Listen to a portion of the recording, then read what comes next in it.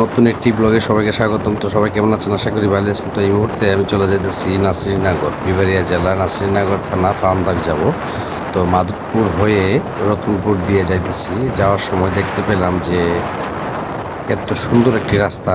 তো সিএনজি বাইকে জিজ্ঞেস করলাম যে ভাই, রাস্তাটি তো খুব সুন্দর এবং সোজা, মাঝখানে অবশ্য ভাঙ্গা আছে, তারপরও রাস্তাটা কিন্তু খুবই সোজা। তো ওনাকে জিজ্ঞেস করলাম যে ভাই, রাস্তাটা দূরত্বটা কতটুকু হবে? উনি বলছে যে 16 কিলোমিটার রাস্তাটা। 16 কিলোমিটার পর্যন্ত গেলাম, কোনো আঁকা বাঁকা রাস্তা পাইনি, খুব সোজা রাস্তাটি। এবং যে দিক থেকে রাস্তাটি ভালো আছে, ওই দিক দিয়ে খুব যেতে খুবই ভালো লাগলো। তো সব মিলিয়ে আসলেই রাস্তাগুলি ভালো। আর আশপাশে যে গ্রামগুলি দেখলাম, এগুলিও খুবই সুন্দর। যতটুকু পারি ক্যামেরার মাধ্যমে বন্দি করলাম। তো মাঝখানে এই মাঠ পেলাম, এই যে মাঠটা দেখতে পেতেছেন, মাঠটাও খুব সুন্দর। জমি চাষ করছে না, খালি মাঠ পড়ে রয়েছে। তো সবাই ভালো থাকবেন, সুস্থ থাকবেন, আর ফেস্টি ফলো দিয়ে পাশে থাকবেন।